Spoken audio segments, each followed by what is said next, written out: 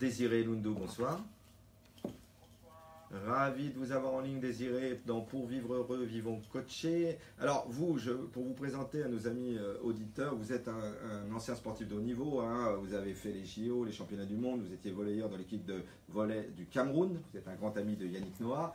Et donc, vous êtes maintenant coach de énormément d'équipes de volley de très haut niveau, que ce soit féminine ou masculine.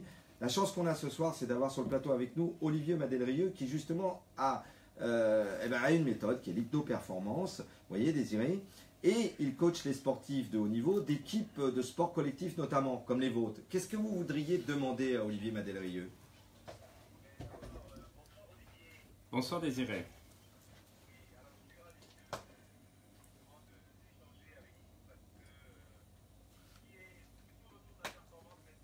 Oui.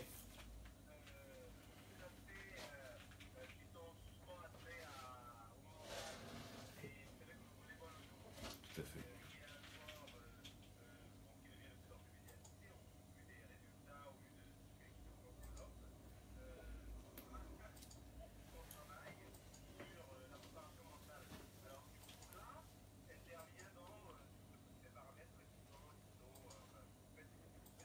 Hypno-performance.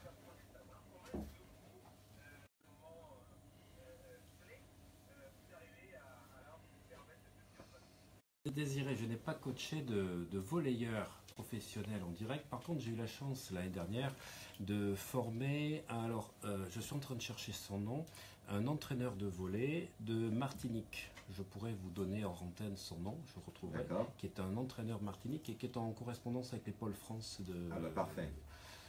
Là, c'est des sports collectifs. Vous avez fait aussi des équipes de rugby. Oui, équipes de rugby, équipes de foot, basket, etc. Et le volley, j'ai pas eu de volleyeur en présence. Alors, pour rebondir sur ce qu'on disait tout à l'heure, on parlait de concentration par rapport à la personne qui était au téléphone, qui avait du mal à se concentrer. Alors déjà, moi, ce que je fais quand je suis avec des sportifs, il y a 4 types de concentration. C'est ce qu'on appelle la concentration périphérique, qu'on va retrouver essentiellement dans des postes de meneurs de jeu. Et je pense surtout au rugby, au foot, où il faut avoir une vision globale. Et puis, il y a ceux qui ont la concentration focale. Donc déjà, c'est deux types de joueurs qui sont un peu différents.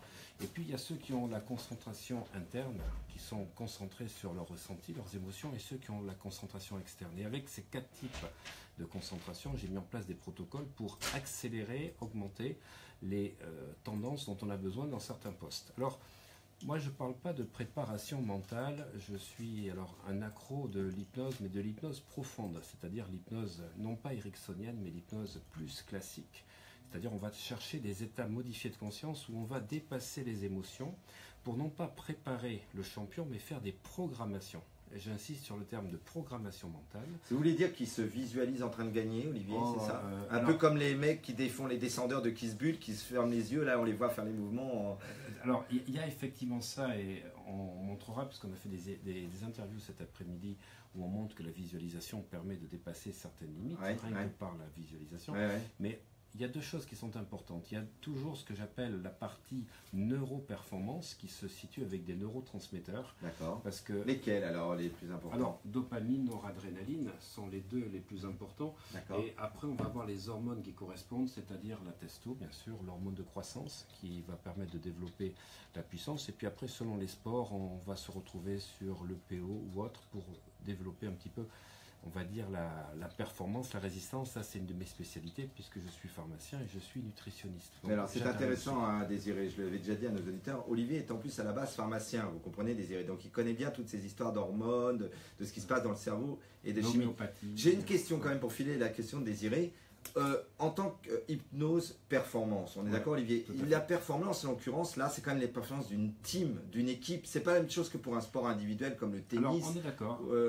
J'ai travaillé en 2016 avec l'équipe de Toulouse Olympique, c'est-à-dire avec l'équipe de 13, qui était à l'époque en 3e division anglaise. Ils avaient eu la chance d'être champion de France et d'avoir été choisis par le championnat britannique pour être dans la Liga One. Et donc j'ai travaillé donc avec les rugbyman à 13 qui sont passés en championship, c'est-à-dire en seconde division. Donc 26 joueurs à suivre, 26. Donc on a enlevé les anglophones. Alors ça veut dire que vous avez travaillé avec les 26, Olivier? Ah oui, j'ai reçu les 19, pas les anglophones. D'accord. Parce qu'il y avait les All Blacks, il y avait des Néo-Zélandais, des Australiens. J'ai reçu les 19 deux fois. Et après on s'est concentré sur les joueurs clés, les joueurs majeurs, pour effectivement travailler alors à la fois donc sur les performances, mais surtout sur un certain nombre de paramètres musculaires. Alors ça nous intéresse. Que Désiré, pour rappeler votre cursus au Norum, qui est loin d'être... Vous avez fait, je m'amuse, les Jeux Olympiques plusieurs fois, les championnats. C'est vrai que quand on est sportif, on a des hauts et des bas, n'est-ce pas, Désiré? Il y a des jours où on est au top, des jours où on va être un peu moins bon. Vous diriez que quand vous étiez, à l'époque, vous, en action, qu'est-ce qui faisait que vous étiez au top et d'autres fois un peu moins bon? Parce qu'on réfléchit après à ça.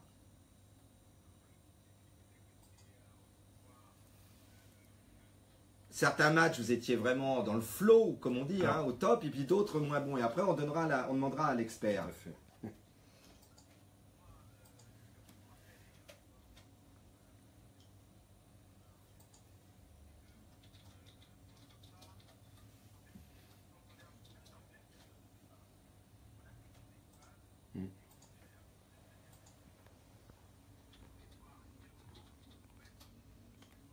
Ah oui.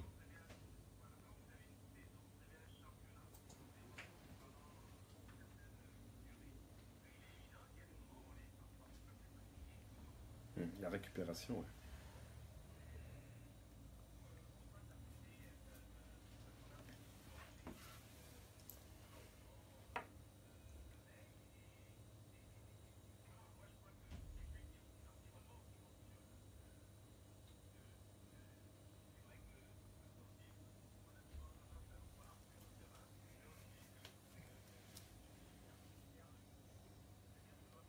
C'est ça, c'est ça.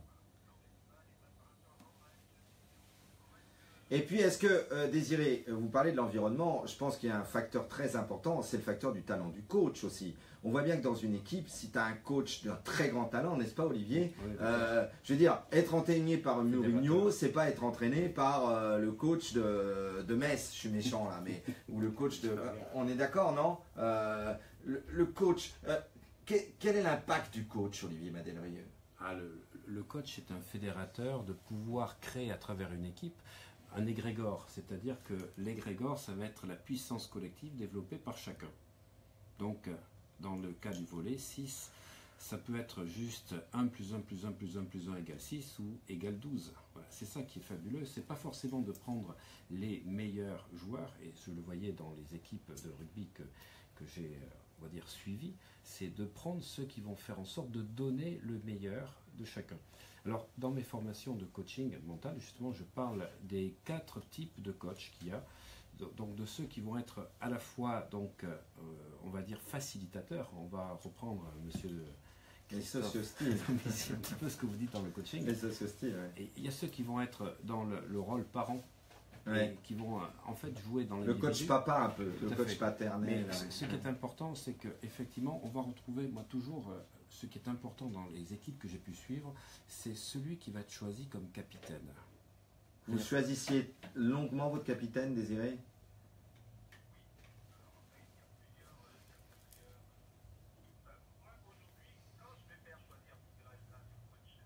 Ouais.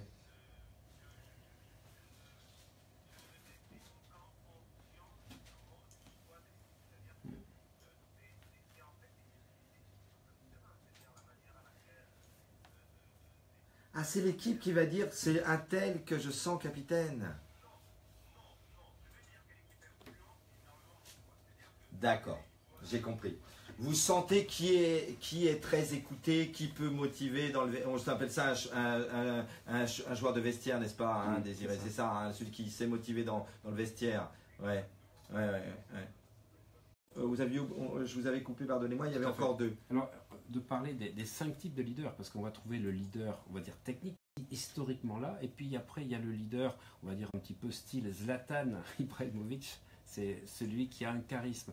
c'est des fois les plus dangereux. Alors, C'est des fois au les plus volet, dangereux. c'est Ngapé en ce moment en équipe nationale, n'est-ce pas, Désiré celui-là? Ngapé, il est phénoménal, Il est phénoménal. phénoménal. Et c'est quoi les autres leaders, Olivier? Après, il y a le leader qui est en second plan, mais qui est un petit peu comme, si je prends une image au Paris Saint-Germain, Thiago Motta. C'est-à-dire que ce n'est pas forcément la personne que l'on voit, qui est charismatique comme Zlatan Ibrahimovic, mais c'est celui qui voit tout, c'est celui qui est insistant et va avoir un rôle au niveau de la logistique et au niveau de l'encadrement. Voilà, pour moi, c'est les vrais capitaines. C'est ceux-là. Et si en plus, C'est drôle, ils sont souvent au milieu de terrain. Hein. ils sont souvent C'était ma place au foot. ils ont la vision, et si on rajoute le côté donc technique, effectivement là on a des super capitaines. Désiré, est-ce que vous, moi je crois, bon, le but d'une vie c'est de transformer ses rêves en réalité. C'est vrai qu'arriver au haut niveau, ça Lydie aussi, vous allez pouvoir faire un feedback là-dessus. Je veux dire, quand tu es jeune, et surtout le football étant l'opium du peuple, et tous les jeunes, même issus des banlieues et de tout le sport, c'est la religion dans plein de pays, ont envie de devenir le grand professionnel. D'accord. Le problème, c'est comme dirait mon collègue et ancien professeur Vincent Goldjack, c'est pas la lutte des classes, c'est la lutte des places, n'est-ce pas, Désiré?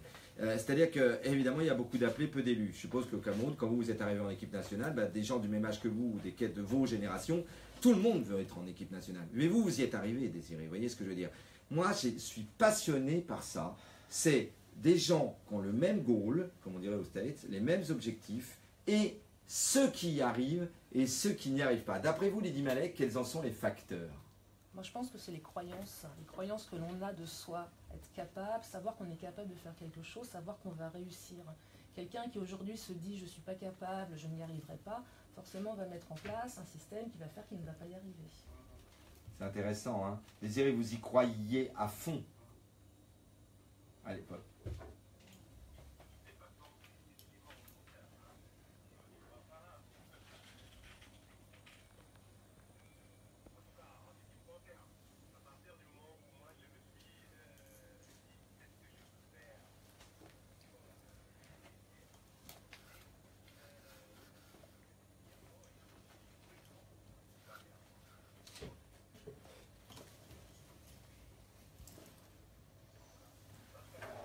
C'est très intéressant et tous les sportifs de haut niveau là, parce qu'Arnaud, toi aussi, tu as été sportif de haut niveau, donc ça doit te passionner cette discussion. Voir à quel moment on devient un champion et l'autre ne l'est pas. Je conseille, chers amis éditeurs, un livre qu'Olivier, après je vous redonne la parole, Olivier, qu'Olivier vous connaissez évidemment. Ça s'appelle Champion dans ma tête, champion dans sa tête, je crois. C'est très connu de psychologues du sport, n'est-ce pas, Olivier, hein, qui montre à comment tu peux devenir champion dans ta tête. Olivier, vous vouliez dire une dernière chose là-dessus? Alors pour répondre à Désiré, effectivement, ce qu'il y a, c'est que des champions du monde de l'entraînement, j'en ai connu un paquet, et ils n'arrivent pas à reproduire en finale dans les matchs importants parce que ils sont pas là le jour J, quoi. Voilà, tout à fait. Ils sont pas là comme disent les champions quand ils font je suis là, je suis là, je suis là. La première chose, c'est déjà de faire une bulle, la fameuse bulle de concentration, les 4 types de concentration dont je parlais.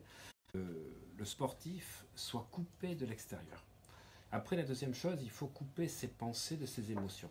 Parce que les émotions, malheureusement, si elles ne sont pas en alliance avec les pensées, ça va être dramatique. Et c'est là qu'effectivement, on parle de la zone de flow, la zone du flow. Le fameux flow. Qui se situe, selon Csikszentmihalyi. Le nom, voilà, il est terrible. Merci. Lisez son livre, Flow. Il faut un stress, mais un stress galvanisant, qui ne soit pas paralysant, soit pas paralysant, et il faut un enthousiasme. Autrement dit, il y a 5 types de préparation pour arriver, comme on disait, au jour J. C'est-à-dire qu'il faut que l'athlète il soit tous les jours un petit peu en dehors de la zone de routine, parce que sinon on est en sous-capacité et on n'arrivera pas. Donc au jour J, j'ai eu la chance de mener des champions olympiques donc en 2016 avec des personnes qui se présentaient pour la 4e ou 5e fois au JO et qui avaient perdu à chaque fois. Donc à chaque fois, c'est de trouver la motivation pour permettre de sortir de la zone de routine. Et puis la deuxième chose, il faut surtout que la personne ne soit pas dans un palier trop d'intensité. Alors Olivier, je me permets de vous aussi, parce que moi maintenant mon sport de prédilection c'est le tennis. J'ai un petit niveau au tennis. Hein. Et moi je me dis toujours, bon, quand je commence un tournoi, parce qu'il y a quand même, ce qui est passionnant quand même, c'est que, encore une fois, hier, pour la 11e fois, Nadal a regagné Barcelone. Je ne vois pas qui pourrait battre Nadal à Roland. Je veux dire, on l'appelle Terminator. Il y a quelque chose que je trouve extraordinaire. Il y a une expression, ça va vous parler à vous, mes amis hypnothérapeutes, et à vous aussi, Désiré. Et moi, je le sens depuis tout petit, même quand j'ai fait 30 ans de football. Mais au tennis, on le dit dans le monde tennistique, ça. Il est chaleur. Quand on dit quelqu'un qu'il est chaleur, Et ça, moi, je l'ai ressenti en tant que sportif. Et Arnaud, tu as été un judoka de haut niveau. Quand tu es chaleur, c'est-à-dire qu'il y a quelque chose dans la tête, et vous l'avez senti désirer certaines fois dans certains matchs, on est d'accord, tu mets tout dedans. Tu es au top, mais tu es beaucoup plus chaud que d'habitude dans ta tête, dans ton corps. Tes chaleurs, d'ailleurs, les études neuropsy disent au tennis que tu vois la balle plus grosse ces jours-là. Tu vois la balle de tennis plus grosse et tu la mets, mais je vous assure, où tu veux. Il y a une espèce de truc, et ça, moi, je pense, alors vous allez nous l'expliquer au niveau du cerveau, que c'est quelque chose qui fait que la concentration, à ce moment-là, on est d'une chaleur dans sa tête, en soi, mais ce qui fait que le goal arrête 3 pénaltys sur 5 en finale de Champions League, hein, quand il est chaleur. Hein. Comment vous pouvez l'expliquer sur un plan clinique quand on est chaleur? Alors, je vous assure qu'en tennis, on dit, chers amis auditeurs, il est chaleur. Alors, le tennis est peut-être le sport où on est le plus proche de l'hypnose, puisque la balle va être un point fixe. Et d'ailleurs, le premier qui en a parlé, c'est Timothy Galloway. Ah mon Dieu, The Inner Game of Tennis. Le jeu intérieur du tennisman, un chef-d'œuvre absolu. Tout à fait, qu'il a reproduit après dans le... Tim Galloway. Ouais, exactement, qu'il a reproduit ensuite dans le... Lisez-le, chers amis auditeurs. Voilà. Et une des formules que j'aime beaucoup de Timothy Galloway, qui va reprendre un petit peu ce que disait Désiré, c'est-à-dire pour être au maximum de sa performance, c'est-à-dire on va prendre une formule, grand P égale petit p, donc du potentiel moins I qui représente des interférences multipliées par M de la motivation. C'est-à-dire la motivation est importante le jour J, mais c'est toutes les interférences que l'on se fait extérieures ou intérieures qui bloquent en fait le potentiel. Et là où l'hypnose est importante, surtout quand on va dans des niveaux très profonds, c'est qu'en fait, contrairement à ce que l'on croit, on dit toujours que l'hypnose, on est endormi, c'est la croyance qu'ont les gens en regardant les spectacles d'hypnose, des fascinateurs, c'est pas du tout ça, on est dans une hyper-focalisation. C'est-à-dire que l'hypnose va permettre de couper du monde extérieur pour effectivement arriver à ce genre de phénomène que je fais dans les protocoles des sportifs pour effectivement ne voir que la balle. Tu vois que la balle? Ouais, tu vois que Elle est plus grosse. Elle est plus grosse. Et moi j'ai des joueurs de comment ça s'appelle? Je suis 30 moi, hein, j'ai un tout petit niveau. Ouais. Mais... Ah, c'est pas mal. Ouais, c'est déjà pas mal. Je m'amuse déjà. Mais j'ai des joueurs de foot qui jouent au Subutéo en fait. Le ballon est plus gros que même. Désiré, on va vous embrasser, ça a été éclairant?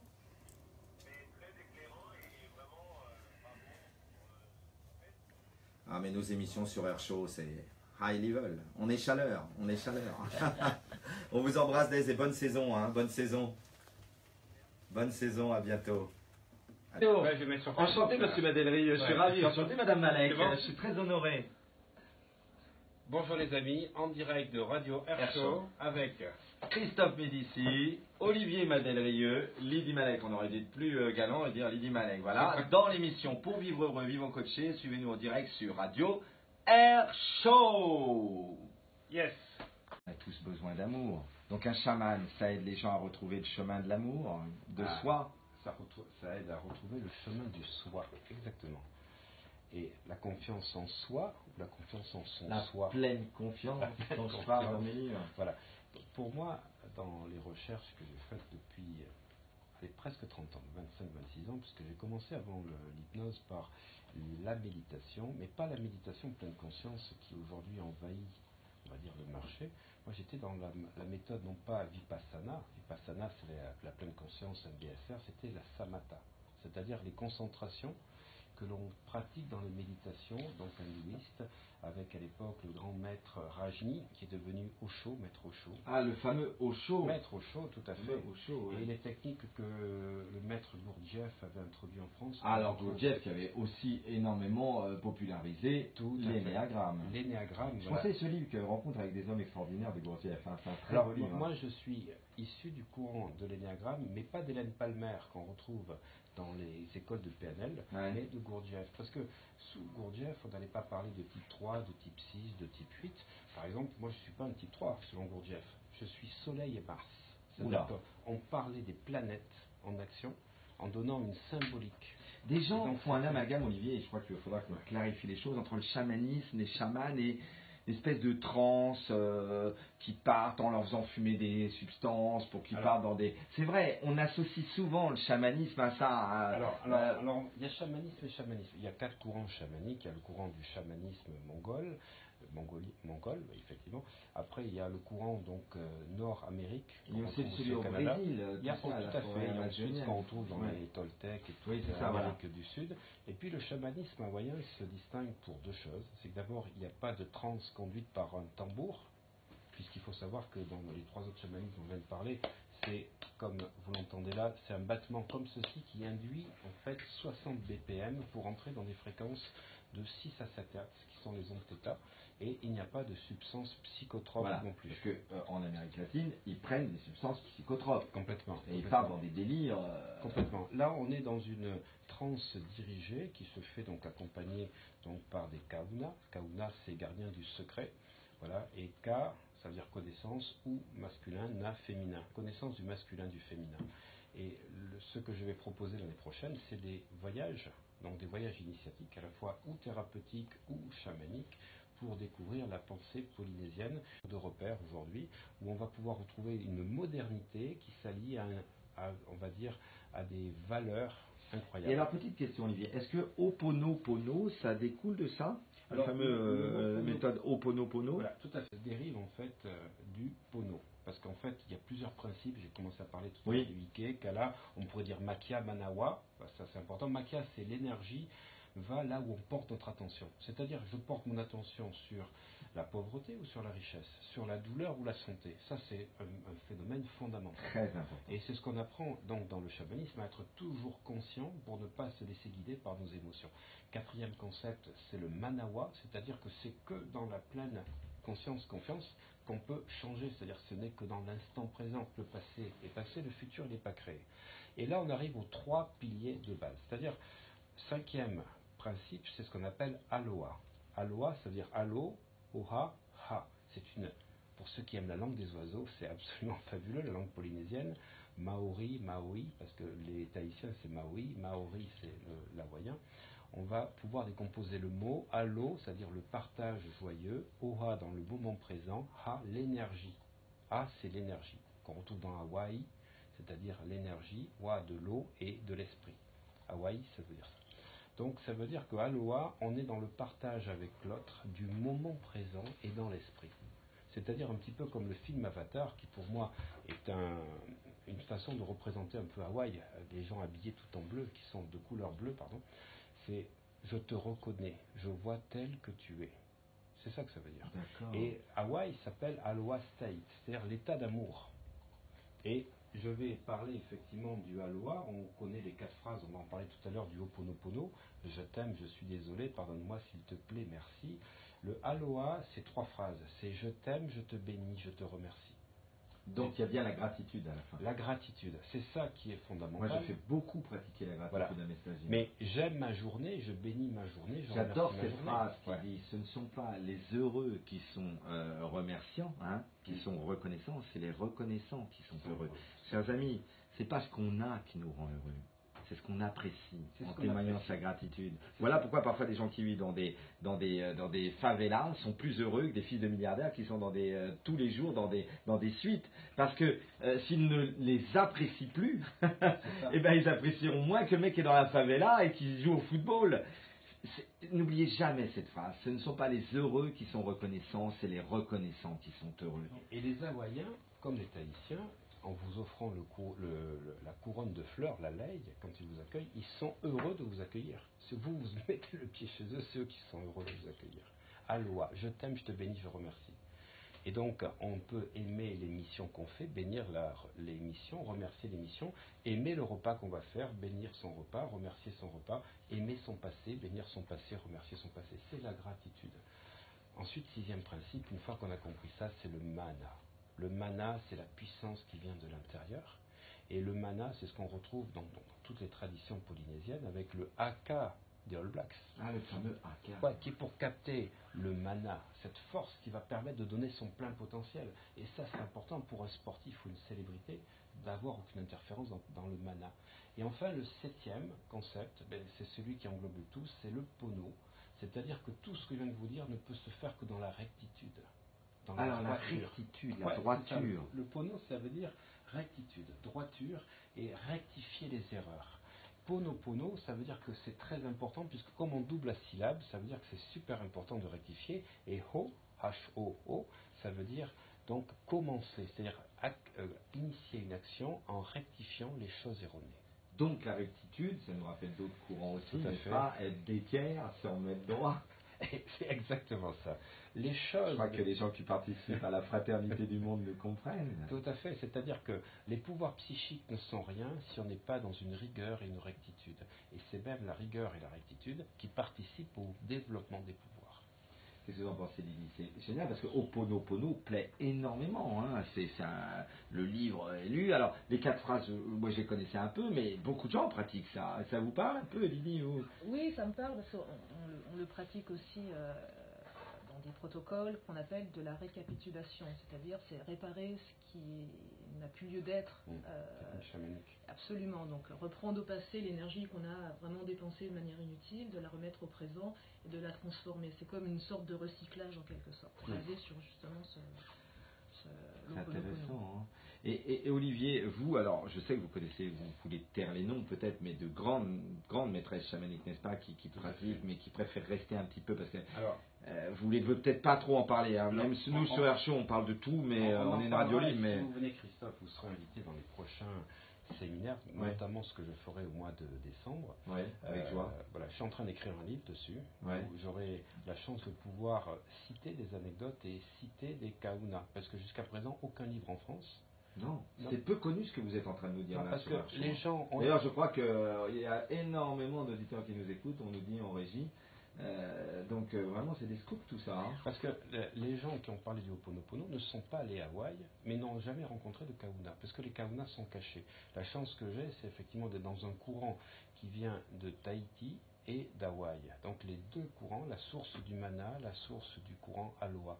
Et là, le Ho'oponopono, ce qui est important, c'est qu'on va se rapprocher de l'hypnose. On parle de conscient, subconscient, inconscient. Dans le chamanisme hawaïen, il y a 3 concepts de base au niveau de la structure de l'être humain. Il y a la supraconscience, qu'on appelle Omakua. Il y a le Uane, qui est le mental limité, et qui nous limite dans notre vie. Et puis on a les mémoires, qu'on pourrait dire les programmations. Les mémoires, c'est le Uniipili. Et en fait, ce qu'on apprend, c'est que ça dépend ce qu'on veut vivre. Est-ce qu'on veut vivre avec notre mental limité, notre ego, ou vivre avec notre supraconscience qui, elle, a le pouvoir de changer les mémoires qui nous font vivre toujours les mêmes choses. Donc c'est un vaste débat. C'est un vaste débat. Olivier, on va vous remercier vraiment du fond du cœur parce que vraiment, il nous reste quelques minutes. J'aimerais qu'on finisse sur des questions un peu plus... Quand vous disiez, je crois que c'était à une de nos auditrices en début d'émission, qu'est-ce que vous voudriez qu'on dise de vous le jour de votre mort, hein? Ça, j'aime beaucoup cette idée parce que l'idée de René Char qui dit seules les traces font rêver. Quelque part, tout le monde se demande pourquoi il est venu ici-bas, quelle est sa mission de vie, n'est-ce pas? Un des gros problèmes qu'ont les gens, qui dans votre cabinet de thérapeute quand ils viennent nous voir, qui dans nos stages de formation ou de coaching et chez vous aussi, c'est des gens qui quêtent le sens, qui disent mais qu'est-ce que je fais ici? Et je trouve que comme les systèmes scolaires n'aident pas les gens à trouver leur mission de vie, moi j'ai un coaching qui s'appelle Découvrez votre mission de vie. Et c'est très important parce qu'on est au cœur là, cette émission a été passionnante. Pourquoi? Parce que tout le monde se pose la question du sens de sa vie. Et d'ailleurs, aux 3 dimensions du mot sens, le sens au sens de la direction, elle va vers où ma vie en ce moment? Au sens de la signification, ça signifie quoi pour moi encore d'être manager chez Orange, d'être assistante chez EDF, d'être thérapeute, d'être formateur, d'être professeur, d'être sportif? Et le 3e qu'on oublie souvent, c'est le feeling. Je la sens comment, cette femme? Je la sens comment, cette émission? Je la sens comment, cette entreprise? Et je pense que le monde ne va pas très bien en ce moment parce que les gens, on ne les aide pas à trouver du sens. Je voulais vraiment, au nom de toute l'équipe d'Airchaud, à tous les deux, vous témoigner notre gratitude d'avoir été présents, vraiment. Lydie, vous justement, si vous vouliez qu'à la fin de votre vie, quelque chose soit dit de vous, et vous pensiez quoi de vous? Qu'est-ce que vous aimeriez? On est au dernier jour, dans 50 ans, là, pourvu que Dieu vous prête vie. Qu'est-ce que vous voudriez avoir fait? Ce que j'aimerais avoir fait, c'est aller justement au bout de mes envies. J'irai au bout de mes rêves. Absolument, au bout de mes rêves, vraiment accomplir ce qui me motive aujourd'hui et ne pas me limiter. Pour moi, des valeurs importantes, c'est la liberté, c'est être soi-même, c'est avancer, c'est voilà, et c'est ça dont j'ai envie aujourd'hui. C'est ça. Et vous, Olivier, alors tout à la fin? Alors, je dirais, j'aimerais pouvoir dire, il a tout essayé, ce qu'il pouvait faire, et il a dépassé ses peurs. Parce que j'ai un concept, ça c'est ma conception aujourd'hui, c'est qu'on est ici pour être bien, il faut vivre l'amour, et deuxièmement dépasser ses peurs, parce que c'est les deux émotions de base les plus importantes, positives l'amour, et les peurs, les émotions négatives. Et moi je dirais que, et ça c'est pour tous nos amis auditeurs, le premier cadeau c'est toujours la vie. Parce que quand on a plus la santé, on sait que le premier cadeau c'est la vie, et paix à leur âme de ceux qui sont partis sur un autre voyage. Le deuxième cadeau c'est l'amour, et le troisième cadeau c'est la compréhension, au sens étymologique du terme, la connaissance, le savoir. J'espère qu'à notre modeste place, notre humble place, nos émissions comme celle-ci aident un petit peu, grâce à Arnaud Covy, à tous les réals et tous les animateurs de cette émission, voilà, un petit peu les gens à y voir un peu plus clair, parce que j'adore cette phrase de Voltaire qui était quand même la phrase des Lumières. Plus les hommes sont éclairés, plus ils sont libres. Merci Lydie Malek, merci Olivier Madelrieux, merci Arnaud pour cette belle réalisation, merci Sam, à une prochaine fois. Et chers amis auditeurs, merci d'avoir été aussi nombreux à écouter cette émission passionnante, et on vous dit à la semaine prochaine. Bravo, bravo, hein. C'est du coup, là. Si t'avais vu sur YouTube, et en direct. À la de finale. Oh, bah là, il me fait. Ah, si tu parles bien, tu t'écrases. Donc c'est toi qui vas réal, Sam, bientôt. Vas-y, on va Oui, je suis venu voir justement parce qu'il m'a dit. Ce sera un plaisir avec toi, je le sens. Voilà, je le répète, c'était pas bien, c'était très bien. Oui, c'était comme ça. Oui, c'était bien. Merci Rizlen. Il nous en a fait Rizlen, merci. à la fin de. Tu peux pas faire un FaceTime live air show, Nuno? Hein? FaceTime live air show. Attends, j'ai pas. Moi, ce serait bien que ce soit en simultané. Vivre heureux, vivre. Il est libre Max. Olivier Madelrieux, il est temps maintenant pour nous de faire mieux connaissance, pour tous nos amis auditeurs qui sont passionnés par cette émission, sur votre profil, votre parcours, qui vous êtes, parce que bah voilà, vous êtes une personnalité riche, très intéressante. Nous sommes très honorés de vous avoir aujourd'hui sur notre plateau de Vivons Coachés. Olivier, si vous deviez vous définir en 5 qualificatifs et parler de votre parcours à nos amis auditeurs, vous diriez quoi? Alors, je dirais d'abord que je suis pharmacien, mais que je me soigne. Pour commencer. Et que j'ai un deuxième défaut, c'est que je suis auvergnat. Voilà, pour certains, ça peut être une qualité. Voilà, j'aime pas dire ce que je fais en disant je suis hypnothérapeute ou je suis pharmacien. Je préfère dire que j'ai fait des études ou que je fais du coaching pour pas m'identifier dans ce que je fais. C'est-à-dire que je suis papa, je suis de 26 ans, j'habite Bordeaux et voilà, donc j'aime le vin. Alors, deuxième chose, en plus d'être pharmacien, vous avez vous êtes dans le coaching, vous êtes dans racontez un petit peu, vous avez protégé un concept qui s'appelle l'hypno-performance. Expliquez à nos amis auditeurs. L'hypno-performance, c'est de pouvoir être, et également neuroperformance. Oui, parce que vous êtes passionné par les neurosciences. Les neurosciences, ouais. Puisque je suis pharmacien, donc ça fait 30 ans que je suis dans la neurochimie du cerveau. Et ce qui m'intéresse, c'est de pouvoir permettre aux gens de réussir alors leur vie ou de réussir dans la vie. C'est deux choses différentes. Et pour ça, ça demande de passer, comme on disait tout à l'heure avec Timothy Gallwey, d'utiliser son potentiel et d'enlever les interférences. Absolument. Et l'hypnose fait partie de ces techniques qui permettent d'enlever les interférences externes ou internes qui limitent notre potentiel. Et après, deuxième outil, c'est de travailler la motivation. C'est ça qui va permettre à chacun de s'épanouir. Et mon travail, quand on me dit vous êtes hypnothérapeute, vous êtes coach, je dis non, moi je fais exploser les croyances et je vais développer la motivation. D'ailleurs, j'aime beaucoup parce que on est un peu toutes et tous, même vous, Lydie, et vous aussi, des maïoticiens quelque part de l'être humain. Et Henri Desroches, avec cette phrase, je vais vous demander vraiment de la développer, cette phrase. Il disait, le maïoticien à venir n'aura pas besoin d'être médecin et encore moins besoin d'être prêtre. Nos métiers à nous, est-ce que c'est pas nous les maïoticiens du 21e siècle? Mais complètement, je suis tout à fait d'accord, Christophe, avec votre approche et votre, on va dire, définition. C'est-à-dire qu'en fait, on va permettre à chacun de se libérer des croyances, de se libérer de ce qui nous limite.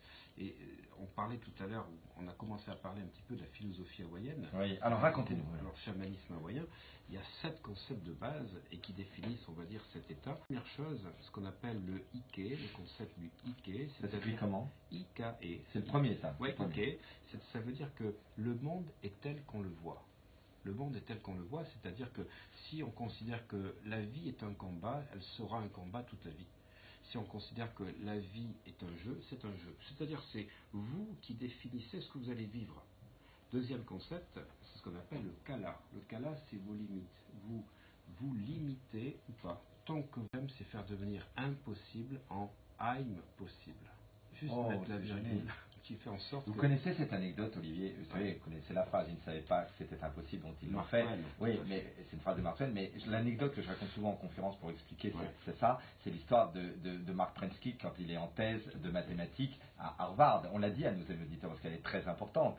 Un jour, Mark Prensky, il est vendredi soir, il est en thèse de mathématiques, histoire vraie, hein, histoire vraie. Et il arrive, le cours est fini, tous ses potes sont partis, et il voit une équation marquée au tableau. Il dit merde, c'est le boulot du week-end, oh là là là, j'ai obligé de me taper ça. Donc il note exactement ce qu'il doit faire. Bon, il travaille tout le week-end dessus, il dit c'est dur ce que le professeur nous a donné à faire.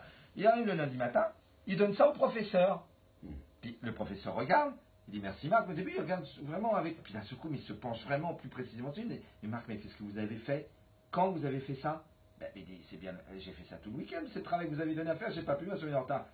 En fait, Mark Prensky, sans le savoir, avait réussi à trouver le fameux théorème de Poincaré sur lequel se cassaient les dents tous les mathématiciens depuis 4 siècles.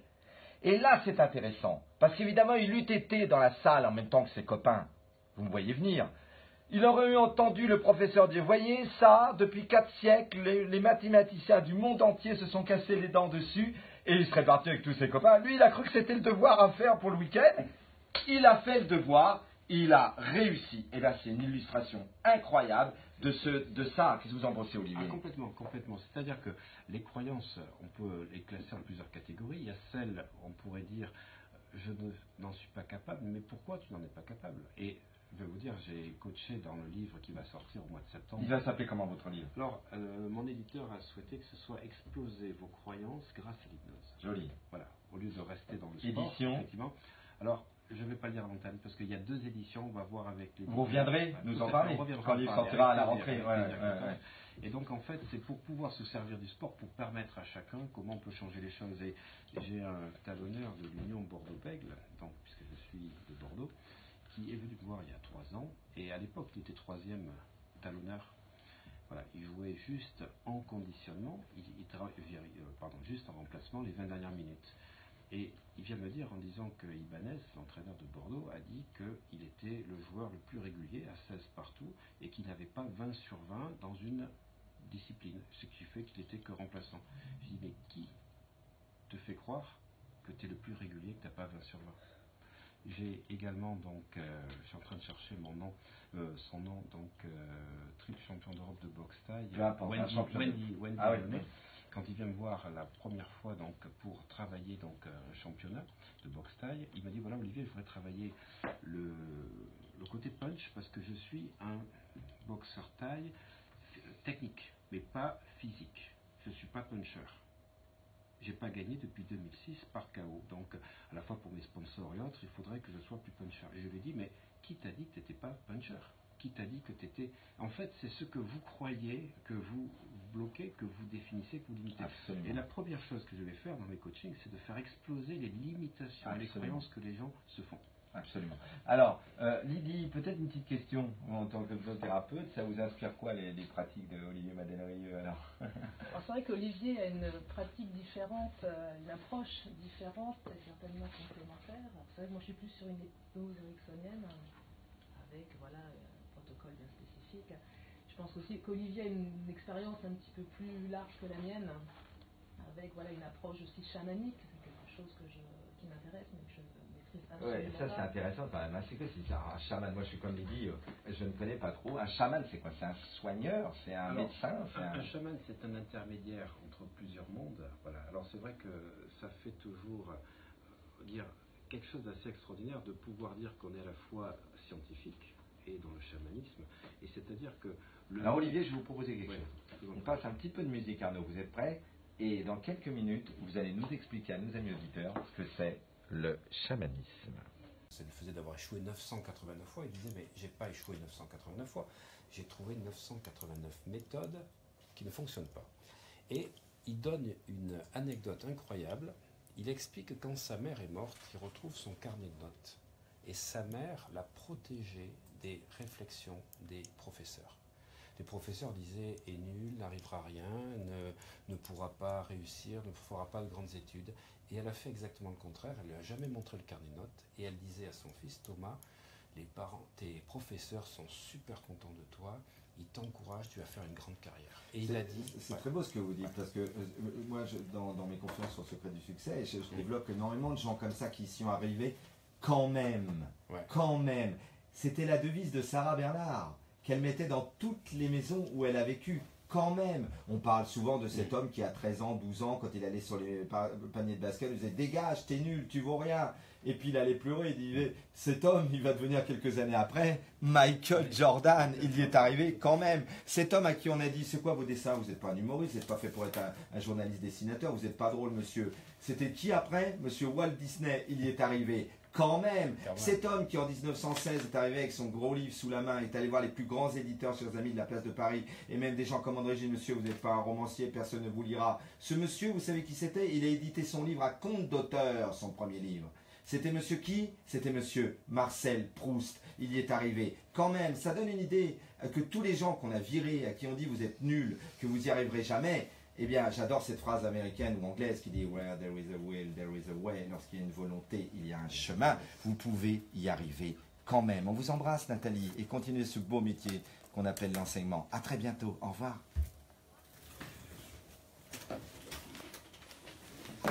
Ça cartonne hein, sur Air Show. Hein. L'histoire est vraie que Thomas... L'histoire est vraie. Ouais.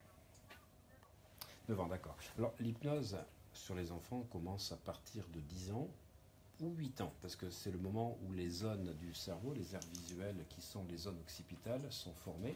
Mais auparavant, avant 8 ans, les enfants sont déjà dans un état d'hypnose, puisque les neurosciences ont montré que les ondes alpha du cerveau, donc, et les ondes θ, correspondent à l'âge de la personne. C'est-à-dire 4 à 7 Hz, c'est 4 à 7 ans. 7 à 13 ans, qui sont les ondes d'hypnose, les 7 à 13 Hz correspondent à 7 à 13 ans.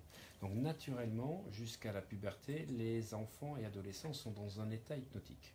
Simplement, ce qu'il faudrait apprendre à l'école, ça c'est une des choses, je pense qu'il faudra un jour en parler, c'est la façon de communiquer. Puisque comme il n'y a pas ce facteur critique, tout ce qui est dit aux enfants va se répercuter dans la vie adulte. Et malheureusement, tu es nul, tu n'y arriveras pas, peut mieux faire. Eh ben, ça va créer des ancrages, des croyances et des freins dans la progression. On est au cœur de ma méthode de qualité relationnelle. Là, vous avez tout à fait raison, Olivier. C'est vraiment ce que j'essaie de transmettre aussi. Ça se joue là. David Sévan-Schreiber, paix à son âme, qui est parti beaucoup trop tôt, disait « L'erreur que l'on fait en France, c'est qu'on est persuadé que communiquer, ça ne s'apprend pas ». Qu'en pensez-vous, Lydie Malek? Alors justement, la problématique aujourd'hui dans les écoles, c'est cette manière de communiquer. Moi, j'ai souvent des personnes qui viennent me voir, qui me disent, voilà, je suis nul, et qui entendent la voix de leur professeur quand ils étaient tout petits à l'école, qui n'arrêtaient pas de leur dire, ben voilà, tu n'y arriveras pas, tu es nul. Alors le professeur ou les parents aussi, effectivement, ça crée des ancrages qui sont vraiment dramatiques à l'âge adulte, qui font que les gens se bloquent et ont vraiment des barrières mentales par rapport à ces croyances limitantes. Vous entendez, Nathalie? Les adultes devraient bien prendre conscience que pour un petit enfant, et les âges où vous les avez donnés, Olivier, c'est deux géants sur des piédestals, et chaque mot qu'ils disent ont un impact dans le cerveau d'un individu. D'ailleurs, on va le développer ça, mais on est en 2018, on pourrait quand même expliquer aux gens que la communication inter- et intrapersonnelle est le pilier central du bien-être et du vivre ensemble. Lydie Malek. Moi, je pense que ce n'est pas les enfants qu'il faut accompagner, mais les professeurs. Mais exactement, et les parents. Les adultes sont autant inconsciemment incompétents en la matière. Mais vous avez raison, Lydie. Nathalie, qu'est-ce que vous en pensez? Ouais.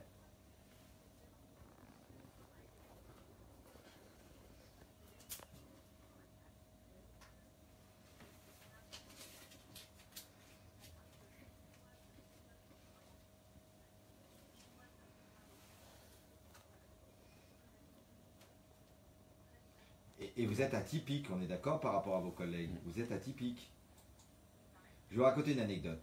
Quand j'avais créé la Bible de la HQR en 2008, les nouvelles clés du mieux-être ensemble, tout de suite après, je me suis dit, je vais écrire un livre sur l'école aussi et l'enseignement. Donc j'ai écrit la HQR à l'école pour un établissement sans violence. Bon. Tous les enseignants qui viennent à mes stages, et on a des projets aussi avec Olivier pour les années suivantes, on vous le dira, chers amis auditeurs, en temps et en heure, Tous les enseignants veulent que je vienne faire une conférence. Qui dans leur école primaire, qui dans leur collège, qui dans leur lycée, qui dans leur fac. Eh bien, chers amis auditeurs, et vous savez, Nathalie, combien j'en ai donné à l'Éducation nationale des conférences sur nos méthodes? 0, la bulle. Parce que l'Éducation nationale, c'est pas pour rien qu'on l'appelle l'armée rouge. Alors, vous avez un cabinet, hein, Lydie Malek, dans Paris, donc je suppose évidemment que ça se passe en séance. Eva expliciterait un petit peu sa problématique. Vous chercheriez certainement les racines de cela, n'est-ce pas? D'où ça vient, d'où ça provient, quel pont. J'adore cette phrase de Goethe qui disait « Tant qu'on n'a pas compris son passé, nous sommes condamnés à la répéter ». C'est une phrase qui pourrait être mise au fronton de tout thérapeute et coach. Vous faites quoi exactement avec Eva dans ce cas-là? Alors, Grand-mère va délivrer son secret. Je ne peux pas tout délivrer, mais l'idée c'est vraiment de discuter déjà avec la personne qui vient consulter, de comprendre pourquoi elle a peur, de comprendre ce qui s'est passé dans le passé qui a fait qu'aujourd'hui les peurs sont ancrées. Et après, ce qu'on appelle nous une bonne discussion pendant une bonne heure, on peut effectivement mettre en place des protocoles qui vont permettre à la personne aller au-delà de ses peurs. Moi, je pense souvent à l'EMDR dans les cas des phobies. C'est quelque chose. Vous pouvez dire l'EMDR pour nos amis auditeurs? Eyes Movement, Direction, Olivier Madelaï, on va vous donner la parole. C'est Eyes Movement en tout cas. Hein. C'est Shapiro, c'est une technique que Shapiro avait mis en place, qui passe par les mouvements oculaires. Et vous pensez que ça c'est bon, Lydie? Alors c'est une bonne technique qui fonctionne très très bien. Moi je suis plus sur du rythmo parce que c'est vrai que le MDR est vraiment dédié aux médecins. Je ne suis pas médecin, je suis juste accompagnante en hypnose. Mais aujourd'hui on parle de rythmo qui est un protocole similaire qui en fait permet justement avec des mouvements oculaires de désactiver des phobies. Olivier Madelaï, la peur dans un cerveau humain, c'est causé par quoi et par quelles hormones et quelles... Je sais que vous êtes... Alors je le dis pour nos amis auditeurs, à la base vous êtes docteur en pharmacie en plus, donc vous pouvez nous aider là-dessus. Éclairez-nous. Alors la peur se manifeste au niveau du cerveau reptilien et qui va déclencher à partir des amygdales, pas les amygdales qu'on a dans la gorge, mais les amygdales au niveau temporal, les émotions assouvenitives qui s'appellent l'hippocampe. Et donc il y a un axe hippocampe-amygdale au niveau du cerveau limbique.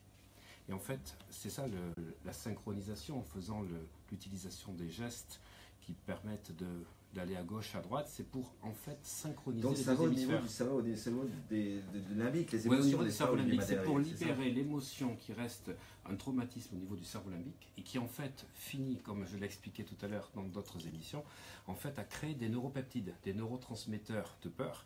Et c'est en fait de faire des mouvements latéraux, verticaux, que l'on va libérer l'émotion en harmonisant les deux hémisphères. Alors Eva, ça vous parle un petit peu ça, n'est-ce pas? Je suppose que quand vous preniez le volant avant, l'émotion évidemment négative que vous ressentiez, c'était la peur, Eva, n'est-ce pas? Panique même. Ah oui, alors ça pour nous expliquer, ça c'est très intéressant ce qu'elle nous dit Eva. Finalement dans le psychisme, moi en tant que life coach je décris ça tout le temps, on a notre zone de confort, on n'a pas 2 zones, on en a 3. Beaucoup de gens en disent 2, non, on en a 3. Il y a la zone de confort, il y a la zone, ce qu'on appelle en France la zone de risque. Mon Dieu, c'est quand même anxiogène de l'appeler la zone de risque. Les Américains l'appellent la learning zone, la zone d'apprentissage. La zone de risque, c'est toujours la zone de progrès.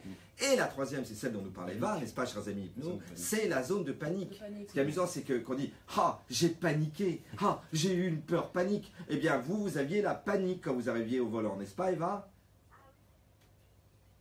Comment ça se manifestait, dites-nous?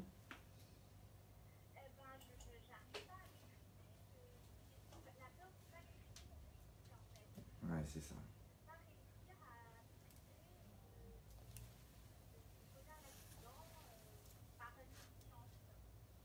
Est-ce que vous sentez, là c'est plutôt de la psychologie positive, que en fait vous avez cette croyance-là ancrée en vous, que vous n'êtes pas capable de bien conduire? Vous voyez ce que je veux dire? C'est-à-dire, moi je me rappelle avoir fait une émission, chers amis auditeurs de télé, il y a longtemps sur D8 avec Charlotte Savreux à l'époque de l'émission Bien-être, et j'avais planché sur « Dis-moi comment tu conduis, je te dirai qui tu es ». Et c'était une très belle émission que vous pouvez retrouver encore sur YouTube d'ailleurs, hein, elle est toujours sur YouTube. Et parce que c'est intéressant l'histoire de la conduite comme métaphore, vous comprenez ce que je veux dire Eva? Quand on se met à bien conduire, c'est aussi on prend le pilote de sa vie. Qu'en pensez-vous Olivier Madelaï? Tout à fait, tout à fait. Parce que quand on conduit, on n'est pas dans le mental, on est dans des conditionnements qui ont été faits et qui sont dans le subconscient. On est presque parfois même en état d'hypnose. On est en état d'hypnose. C'est un état modifié. Expliquez, Lydie Malek, à mes amis auditeurs. Quand vous conduisez, c'est assez étonnant de s'apercevoir au bout d'une heure de conduite que finalement vous êtes allé d'un point A à un point B sans vraiment comprendre comment vous l'avez fait. avec des pensées qui divaguent. Et c'est un état modifié de conscience, c'est un état d'hypnose. Vous sentez, Eva? Sûrement qu'avec une reprogrammation dans le cabinet de l'Imalek ou avec des coachs comme Olivier Madérieux, Hypno Changement, hein, vous pourriez justement quitter cette zone de panique, revenir et en fait finalement agrandir votre zone de confort. Vous comprenez? La zone de confort, elle est essentielle. Hein. Les coachs qui se trompent en disant entrer en zone de risque ou de progrès uniquement, mais c'est pour agrandir sa zone de confort, Olivier, n'est-ce pas? C'est uniquement, vous êtes inconfortable au volant, mais c'est pas ad vitam aeternam, Eva. Vous comprenez ce que je veux dire?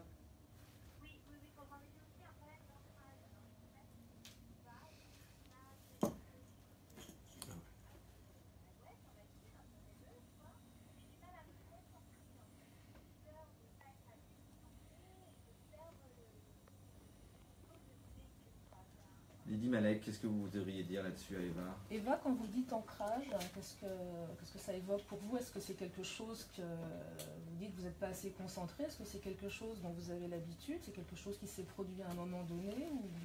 Est-ce que vous pouvez m'en dire un petit peu plus par rapport à ça?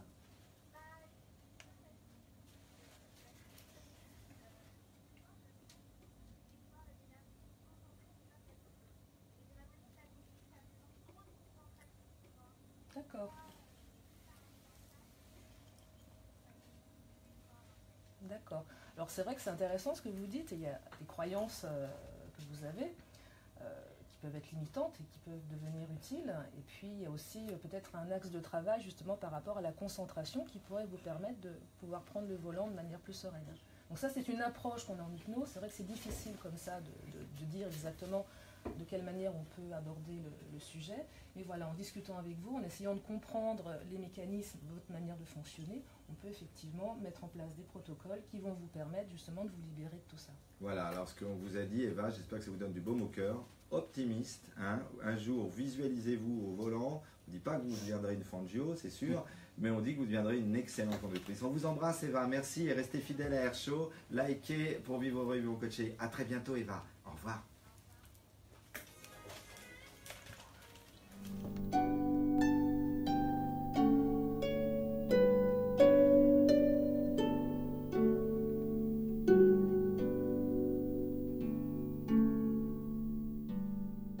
Merci d'avoir regardé cette vidéo jusqu'au bout. Vous savez que nos statistiques sont excellentes. Nous faisons partie des 3 premières chaînes de développement personnel dans la francophonie. Et grâce à vos likes, vos partages et vos nombreux commentaires, eh bien, nous ne faisons que progresser. Vous savez que ce sont vos commentaires qui me donnent de plus en plus de matière pour répondre à votre demande et à vos différentes questions. Alors, si cette vidéo vous a plu, surtout, là, vous appuyez sur abonner. Et comme ça, vous recevez de temps en temps les vidéos. Mais si vous voulez recevoir tout le temps, être prévenu, parce que je n'en fais maintenant plus qu'une tous les 2 ou 3 jours, eh bien vous cliquez sur la cloche. Parce que la cloche, c'est celle qui va vous envoyer des mails qui vous préviennent qu'une nouvelle vidéo a été mise en place. Surtout, ne ratez pas celles qui arriveront prochainement. À très bientôt.